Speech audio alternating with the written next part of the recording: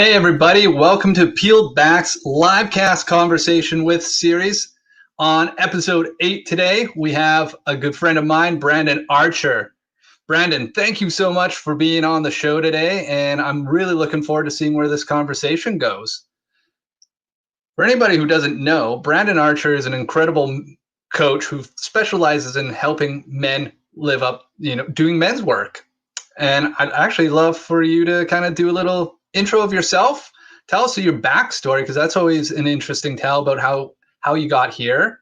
And then we're going to just see where this conversation goes. I think it's going to be exciting, as they usually are. Yeah, thanks for having me here, Gene. I'm starting to really love this format of just having conversations with people I know. My backstory is started in 2016. While I was training on my bike, was a elite amateur cyclist. I actually had a heart attack, and I, at the time, was the fittest I'd been in my life at age 41 at the time, and it really caused me to pause life. I'm super fortunate, no physical damage, and in fact, no physical reason I had a heart attack. Which I asked the cardiologist, I said, can stress do this? And he's like, yes, but there's no measure, there's no metric, there's no test we can do for that. But I knew what my life had been like, and I'm like, yeah, that fits. So I started a journey to figure out, how do I manage stress better is where it started. And really started to look at the things I was doing in my life and stop doing things I didn't want to do to try to alleviate that stress. And what happened is I found a mentor, really helped me out a lot. You actually, Raul James, we Raul as well. And he got me on a bit of a spiritual path, I'll say, and started getting me to ask some interesting questions of myself that I never had before. Lots of reading. And I reached a point where I'm like, I don't know what to do next. Like, I have no clue what the next step of growth was.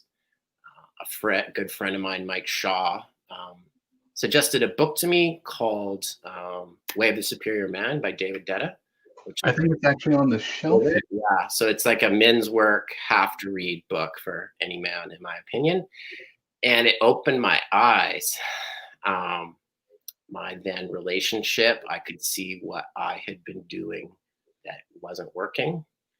And I started searching out other books, and I found No More Mr. Nice Guy, which also is a book every man should read. And he suggests in their men's groups to help find your blind spots, which is exactly what I was looking for. I mentioned I'd gotten as far as I could on my own. I didn't know what to do next. Yeah. So I started searching for men's groups, and I'm in Kelowna, BC, like you are, and could not find anything local that resonated with me. And I found Evolving Man, which is Ben Goreski on Instagram.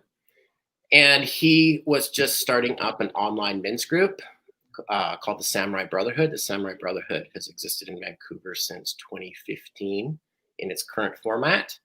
And they went, hey, I wonder if we can take our in-person groups and use Zoom and start reaching out and get some more international members and help more men. So I was part of the very first group called Ronin. Ronin is as you may or may not know, a wandering samurai with no master. So the fact that these men were all over North America, it really fit that bill. And it is exactly what I was looking for. Exactly what I was looking for. And it helped me see my blind spots. It helped me trust other men and helped me transform my life. I did the work, but the men in that group helped support, helped encourage, showed me my blind spots. And not only that, but shared similar experiences. Probably the biggest takeaway as a man is every man is going through the exact same thing we are. And from there, I just started growing, doing the work, doing the men's work, which we can touch on that more. And it came to a point where I said to Ben, Mike, you tell me when I'm ready to start a group in Kelowna. So that happened a lot quicker than I figured. So by June, he was pushing me out of the nest, so to speak, and started up a group here in Kelowna in October of 2019. And it's still up and running now. Nice. Yeah. Being able to be in that group, you call it mastermind, call it the Samurai Brotherhood, whatever, being around those people that you can trust that are going to pick and reveal some things and ask questions that, you know, you might shy away from. Like you used the word blind spot. I had Licky, who's a blind spot navigator, on here a couple episodes ago. And it really is true about, you know, you do need that kind of like trusted third party or to come in and look at it and go, hey, why are you avoiding this work? Like, why are you avoiding this? Be like, I'm not avoiding it.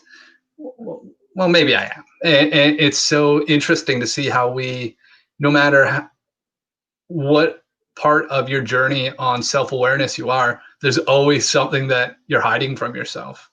Absolutely. And then the other side of that is we don't know what we don't know. Yeah. So everybody comes from a different family system and has adopted a different belief system. But is that what you want to believe? And until you have a group or a container that's pointing out or asking questions about your beliefs or why are you doing that? And then you work backwards and you're like, well, it's because my dad taught me to do this thing that way. Yeah. And you can kind of, like you mentioned, awareness, you can be more aware, like, what do I actually want? And that's where I think the men's group for me really helped me blow apart some things that I thought were true, and but not the truth I wanted for myself.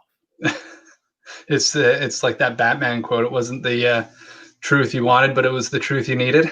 Yeah, that's exactly it. Exactly. So you're now leading the Kelowna chapter. You're into a year. We've seen some crazy things like COVID and this pandemic and some radical shifts in our way of life here. How's that impacted your group? Do you call it a tribe? Do you call it a clan? Like what's squad? It's a bit of they've just used military wording because everybody kind of understands what it is. So the group is called squad. There's a division which has, I think, 5 squads in it. As the group leader, I'm called the captain. There's a lieutenant, actually Alex Vandalar, who I believe was last week, was on there. He was, yeah. So he's my lieutenant in the Samurai Brotherhood. Nice. Just because everybody understands that terminology. Right. But with the pandemic, it definitely, we could see it affected men quite a bit. And we had numbers decline, to be honest. And that's because things, you know, we turned up the heat, or the world or the universe, however you want to put it, turned up the heat. And those are the times when it can be challenging to decide what's most important in your life. And obviously family is super important, and many people decided to focus on that. Yeah. And I don't fault them for that. But it happened Samurai Brotherhood wide. Our numbers declined for a bit, but now they're starting to come back up. Yeah. Are you finding that the men who took that pause are coming back to it? No, it's new men. Yeah. And I believe that is because the world stopped and people had a minute to kind of take a break and evaluate their lives. So it's very interesting. During the pandemic, when it first started, I noticed a lot of very similar feelings coming up in myself that I had when I had my heart attack. The loss of control, the not knowing what's next. And I think it helped a lot of people kind of go, whoa, I need to figure some things out. And I believe that's partly why we see our numbers and new members join now. Right.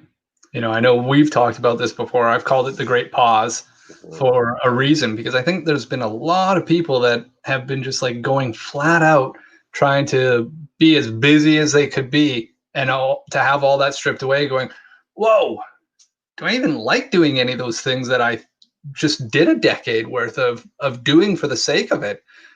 maybe there's an opportunity for better. And it's great to see that some people are taking that opportunity to join a group like the Samurai Brotherhood. Yeah, absolutely. Yeah, I didn't mention I now run Ronin 10. So I booted up on an online group. So I've got a man in Australia, Eastern Canada, some men in the States too. But Oh they're wow. all, yeah, I think the world men are they're starting to seek more men to discover these things that they need to within themselves. It's a little more proactive now.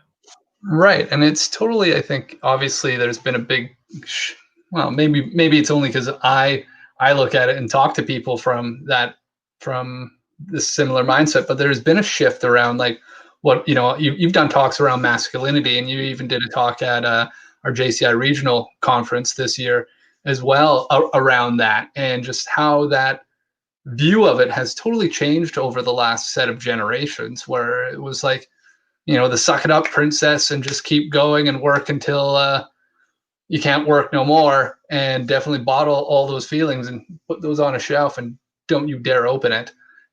That is very much shifted, and there's a shift that's on its way with that. Yeah, I believe it. In our generation, we're gonna see some pretty amazing stuff happen where Yeah. men are more open to explore it, because it's time. It's time. You're right. For a couple generations, 3, 4, in fact, we were taught to bottle it up, and we don't know what to do with it.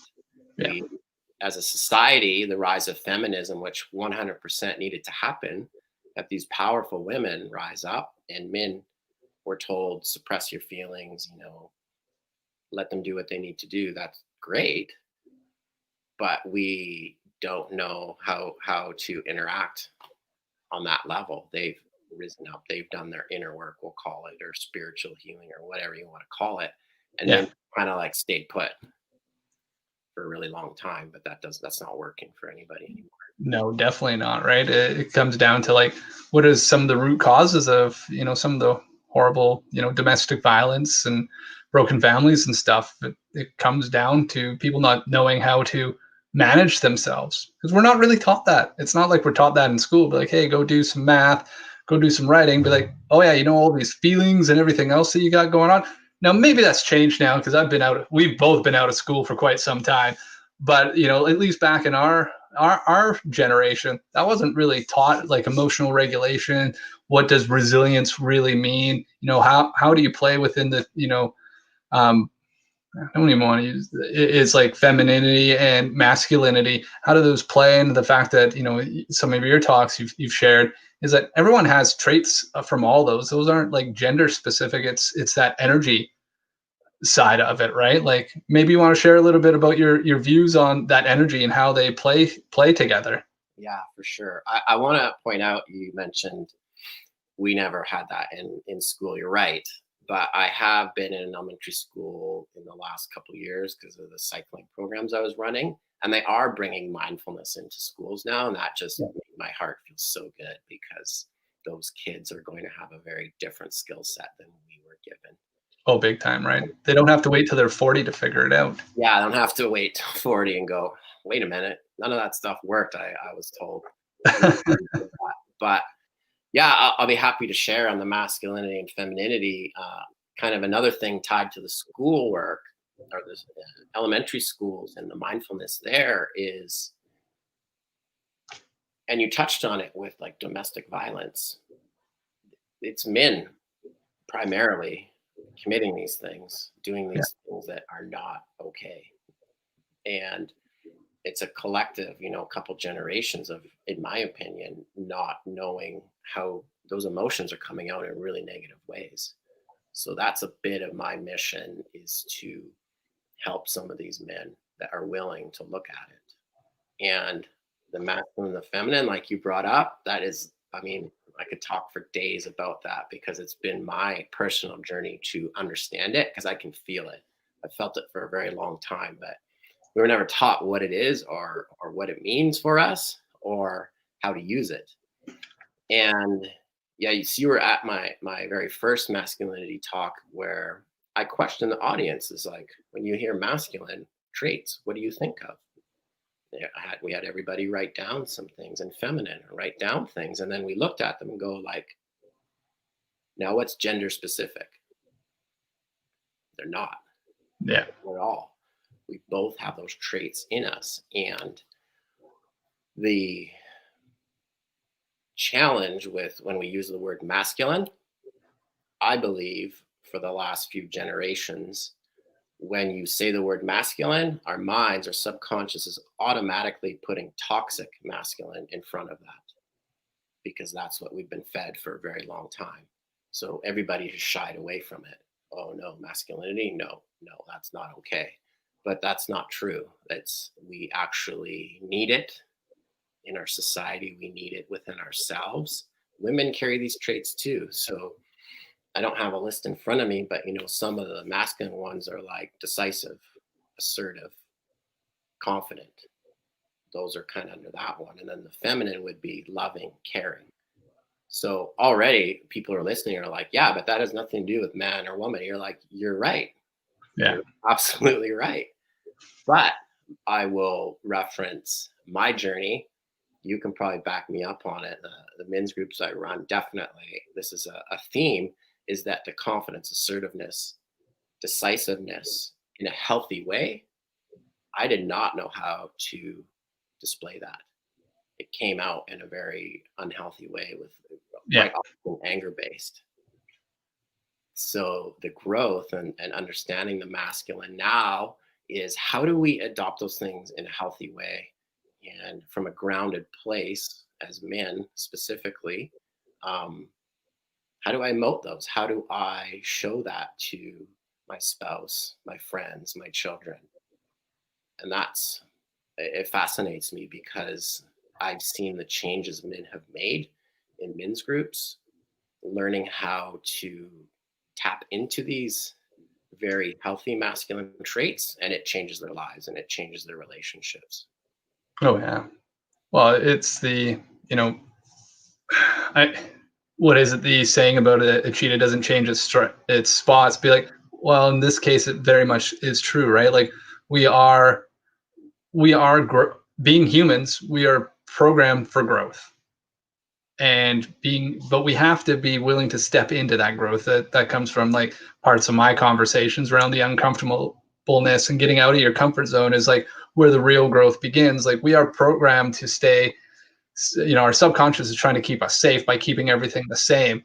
But there is at some point you have to go, hey, is this truly serving me the way that I've been doing this? And be it from work or be it from doing whatever we want to say around toxic masculinity, is like, what are these things that are showing up for you that you're like, fuck, enough. Like I need something different and need to start looking at that and do that inner work, right? Because that's where, I think we both can agree that the inner work is the most important component, because that once you're doing that, it's going to start radiating and showing up everywhere else in your life. 100%. Yes. And that, you mentioned about, what's a tiger can't change it. No, what is the saying again? Is it a zebra can't change its stripes? I went cheetah just because I had cheetah print on my mind. We have a lot of print here. And that as far as a human and our behavior, it's not valid. No. Because it can change. You 100% can. If you decide, I'm going to change, I don't like the way I behave, I don't like the way I feel, you can shift that. But we're not taught how to do that. No.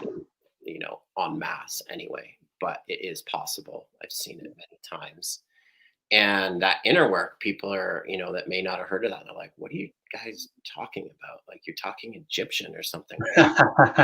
And yeah, I agree. It sounds very odd if you've never heard of it, but we all have the capacity to look inward. And I mentioned earlier the paradigms of our belief system.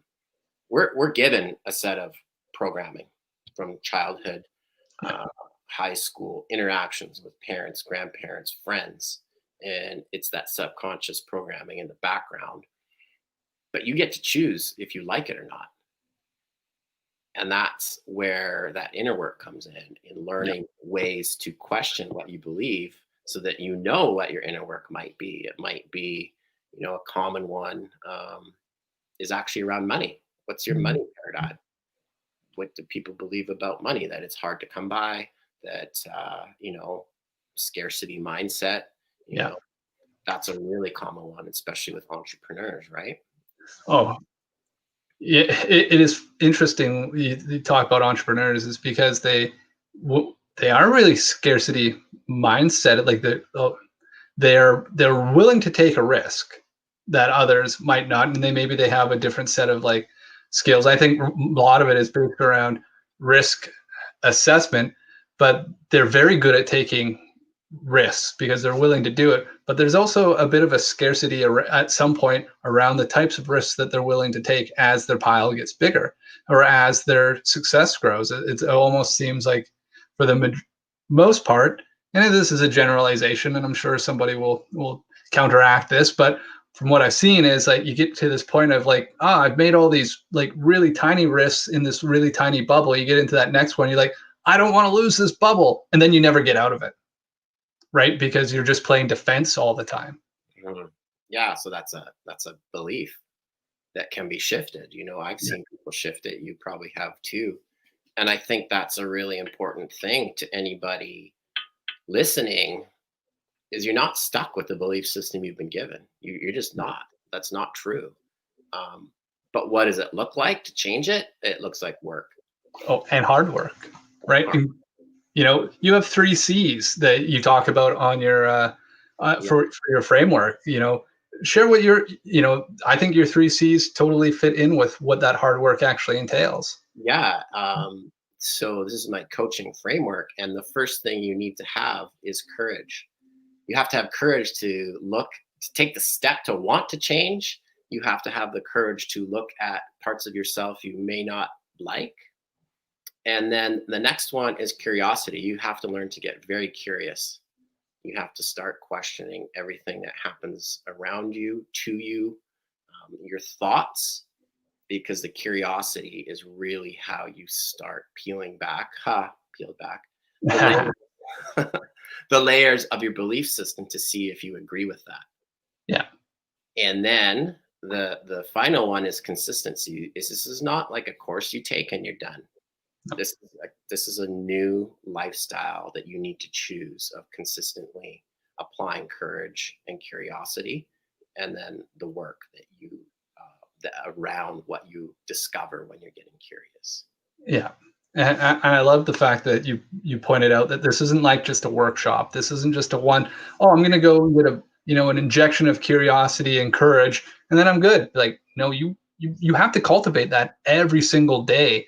And that's such a big part of that inner work and the things that I speak about. It comes down to like, how do you find that consistency and around stepping into what I call a micro push in every moment, in critical moments in your day. Some people think you have to do like this Herculean effort to make a change. Be like, no, you just make a small little like 0.5% even change every day.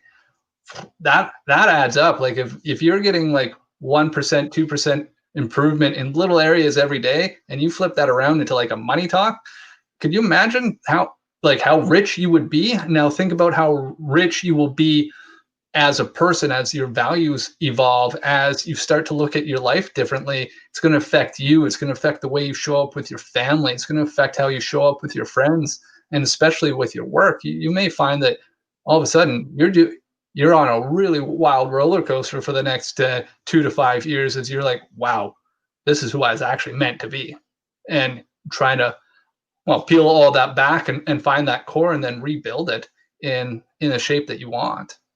Yeah, I love that shape that you want. It's a choice. And I do know, I remember a time in my life not too long ago when I thought that sounded ridiculous. So anybody that is watching and like, what are you guys smoking? But it's true. It is true. And those micro changes you mentioned, it can be really, really simple things. Yeah. Like as simple as making your bed, as simple as not hitting the snooze button every day, Yeah. as simple as you got a broken fence that you've been ignoring forever.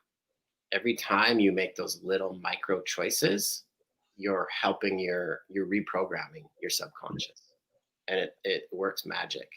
Oh yeah. Because it's part of that transformational push is at some point you've identified going, oh, I want to change this. So you start the transformation, but your subconscious is going to test you, because it's going to be like, well, that's not what you normally do. Are you sure? Are you sure? And you're going to feel like that little bit of defeat coming in potentially, and you're going to feel like your motivation wave is on the down. That's where that discipline comes in, because it's this really, I always look at that subconscious as like, it's funny, we talk about this from with a men's work coach, is like, it's that unemotionally supportive dad. It's just like, you think you can really accomplish this? And deep down in his heart, he's just like, I want to see you do incredible things. I want you to be better than me. I don't know how to say it, but this is how I think it should be, how I was pushed, right? So if you think about it from that way, like there is a love that's coming from that push. It's just, are you willing to be open to like receiving it and going, all right, I hear you. You want me to step up. I want to step up. Now we're going to prove to you that this is the new way of being. Yeah. Because I have to be consistent with it, right? To fulfill your 3 C's. Absolutely. That actually, the dad analogy, well, I guess it's not really an analogy, that's reality as well. But men's group, imagine you're in a room full of men and they're all giving you that loving push. Yeah. The power of that, the power of this collective men that all care, they do care for you. They want to see you step into the next version of yourself, whatever you decide that might be. And there's power in it. There is 100, like it is why I am here today. Yeah. That container that I believe every man in the world should be in a men's group, because if you are a, let's say, highly evolved, highly aware man, you owe it to society to give back and help men that are looking for guidance. And if you are feeling lost or not sure what to do, or like you need some support, it is this amazing container to grow, to feel supported, to feel cared for by men, which may sound odd to people, but it's a thing. It's a real thing that our society has let slide. It's not like going for beers and playing hockey. There's a place for that. This is a different container where men get to share, like, man, I feel like crap about my job or this thing that happened with my spouse, and men holding space for you, which means letting you just say what you need to say and share what you need to share without judging you. Yeah. That's not something we get. Not on the regular, and to be able to have that intentionality behind it is incredible. Like you've talked about like the Samurai Brotherhood, but you have another group as well that you're starting up and working with, the one on Facebook. You want to share a little bit about that? Absolutely. I've started a new community, married men's relationship support community. So through my work with the Samurai Brotherhood, I pinpointed that married men need some extra help. They need a little more support, because I have come across, men in men's groups that are single and younger, and they're great. They need to be there, and the energy is great. But as you know, when you have kids, you've been married for a while, it's an interesting set of challenges that come up. I know for me, when I was married and had kids, the dynamic of our relationship shifted. It almost evaporated, to be honest. And that wasn't planned. And you can get stuck in that space for a really long time. And I'm trying to provide a place for men to talk about that, give them some advice, and just build that up as best I can, and help serve men in a new way. Right. So I've included the link down here in the video as well in the comments. So if anybody's coming back and seeing this, and if you're a married man, or some married men that could maybe use a gentle nudge to come join this group. It's a great group that Brandon has started on Facebook, and it's going to continue to grow. And there's been some good conversations already starting on it. I'm part of it as well to see where this leads. Yeah, and I kind of in conjunction with that, I started a program too to help married men with their communication and connection with their spouses. And I've actually had men in this group join me in that program. So That's it's awesome. great. I'm kind of getting, I'm like just starting off, kind of getting the wheels spinning in the grass, but it's gaining some momentum pretty quickly. So And so is that something that you're just kind of like beta testing right now and going currently, to be deploying a little bit more over the next little while? yeah, it's beta testing right now. I have some clients going through the program with me to refine it. Yeah. And then in January, we should be doing a full launch. But if anybody is interested, like reach out to me and I'm happy to chat about what it is about. I think I've had a lot of interest with just not really pushing it out there. So if people want to know more, I'm more than happy to talk about what I'm up to and how it might be a fit for you. Right. I'm just going to drop down how people can actually find you here as well. So the best bet is for connecting with you, Brandon, is through your main webpage then? Yeah, that's a great way. There's an email form there, but it's pretty easy to find on Facebook as well. If you just search Brandon Archer. And yeah, I'd be happy to connect with anybody that wants to chat about what men's work is or a men's group or anything they've heard. I'm more than happy to give them some time. So what could a married man expect to see to change and evolve by working with you through like the program you were just talking about around the communication? Like what are obviously you don't have to drop your special sauce or anything, but like what are some of the typical challenges so that maybe some people can self-identify a little bit better with that? Yeah, absolutely. So quite often men don't know how to express what they need to their spouse. That sounds crazy. That sounds crazy, right? And in turn, don't really understand what their spouse might need from them. We've been conditioned to be very verbal creatures with how we communicate, and that's okay, but we don't have a great understanding of connecting our emotions and feelings to the words and how to express them, or in turn, how to hear the words and interpret the feelings behind them. Right. It's that understanding component that I hear that is so critical is, because like words really are 7% of the communication. The rest is tone and body language. And if you're not picking up on that, you're missing a huge component of that, whatever your spouse is trying to really tell you. Yes. So there's three, I can break down the program a little bit. We talked about inner work. So I have three sections to the program. One is about clarity, one is about communication skills and frameworks, and one is about confidence. So the clarity part is about the inner work. If you don't know how you feel, how are you supposed to possibly communicate with your spouse? Right. We need to start there and uncover some layers and figure out what's going on. And then in the communication section, we give you some frameworks, some actual frameworks, proven frameworks that work on how to communicate with your spouse.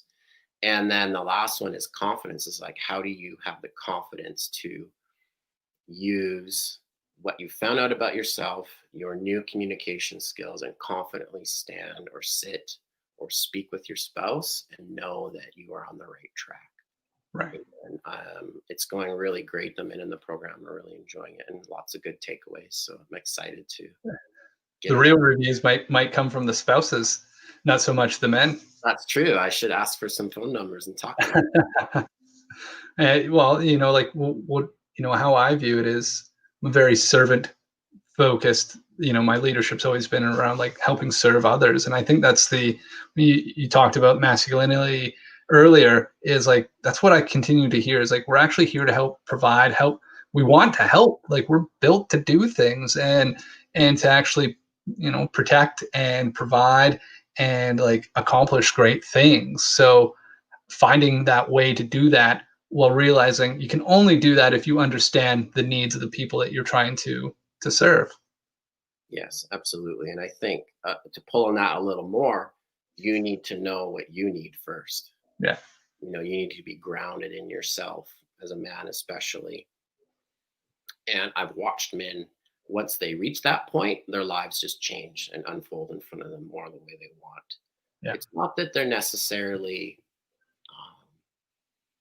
well, they do start to move through life a little differently, but when your feet are firmly on the ground and you don't feel like anybody can push you over because you know who you are, you've healed some emotional stuff. So, you know, arguments are such an interesting thing. Maybe an argument still happens, but you don't get your nervous system, you don't get that triggering inside you. That's Right. when you know when you're starting to get on the right path and feel more grounded. Right. The way I can explain it is, if you use the word grounded, people are probably like, Oh yeah. Most of that time you get so stuck in your I'm reading a book by Mark Manson. He talks about the feeling brain, and like when the body is engaging, it's that energy which is really energy in motion. It's trying to move you towards an action. You feel like, oh, I'm feeling triggered. Be like, that's an emotional response, which is fine. We are emotional feeling creatures, but kind of taking that meta step back and going, what is that really like? What am I feeling about what I'm feeling? And when you do that, you're like, oh, I know how this is going to end if I go down this route. You know, mind shift or body shift, right? Even just moving your body differently and holding it differently disrupts it right away, right? And now all of a sudden you're in this meta awareness that you can deal with it and start to be productive, working towards what you want. And the one thing I hear from all this is almost calling people out to be intentional with their lives versus just winging it. Is like when you're doing that work and you getting grounded and you're like, you know, you're not going to be able to be shifted from it by things that don't actually serve you. By knowing who you are and what you want is like there's an intentionality, and it really like radiates out front and all around you, really. absolutely, yeah. And it doesn't, you know, I know we said it's hard work, it takes work, but really fairly quickly you can start to feel Oh yeah. fairly quickly, you know. And it changes everything. You know, you talked about the intentionality and the people just going through the motions. That's true. That's a common theme that many people are probably like, yeah, I don't know what else to do. I did all the things. Did it, I call it the life escalator. You know, you go to university, you get married, you buy the house, you get the car, you get the kids, you get the career. Maybe not in that order. Probably should have a career before you do all that other stuff. And then you're like, what? What? I Yeah. did all the things, but was that intentional, or did you just go through the motions? So Yeah. I think It's I can't remember who attributed it to this quote or this reference, but it's you can either oh, now I'm going to totally mess it up, but it's all the purpose of it is you can either make a plan for your life or somebody else will, yeah, and it's about choosing which one is going to serve you best, and you make that plan, right? And it doesn't mean that you're stepping on anybody's toes. It's not meaning that you're out there being in a jerk or anything else. It's just going, this is where I want to go, and this is what opens me up the most to do great things, regardless of what those great things are, and moving towards it every single day. absolutely. And that, interestingly, is like a masculine trait, that moving forward in that direction, right? Yeah. And women have it too. Like that's an interesting thing. Is I know some very driven women that are getting a lot of stuff done, but they're Yeah. tapping into that human trait that they have inside them to get what Yeah. they want and change their lives. And I think as well, like you talked about how everybody has, both masculinity and femininity. And like one of the things I talk about is harmony of that. Like it's not meant to really be in a balance. It's meant to play off each other and support. Those two energies are needed. And you can't just like can't have one without the other, because on their own, I think that's where the real toxicity comes in from, right? They're meant to flow. They're meant to flow together. So finding that way to flow and bringing out the best in all the people that are around you, and giving that freely is really critical. Yeah, absolutely. Yeah, it's a balance. Yeah, you nailed it. That's where the toxicity comes in if you don't have the balance. Yeah. Fully agree with that. Yeah. Well, man, we're actually at 40 minutes. Like, as always, our conversations just kind of get going. Like, in respect of your time, I really appreciate you being on this, and I suspect this won't be the last time. Well, this won't be the last time we have a conversation, and I hopefully not the last time we have a recorded conversation on this series as well. I look forward to being able to hear in the early new year how your program's going and everything else. So, is there anything you'd like to leave people with as like the last gem that they can take away? That masculine and feminine is probably not what you think it is, and I invite everybody to explore that, whether you're a man or woman. Go deeper into what that might be. Awesome. Thank you so much. So everybody, Brandon Archer, if you're looking to be connected with him, check him out on brandonarcher.com as well. If you're a married man, come join the group and have some conversations around how to step into your air quotes manhood, and we in seeing what else Brandon is going to be launching over the next few months as well. So it's definitely going to be worth it. So thank you, my friend. And as always, my name's Gene. I'm with Peeled Back, and thanks for another LiveCast conversation with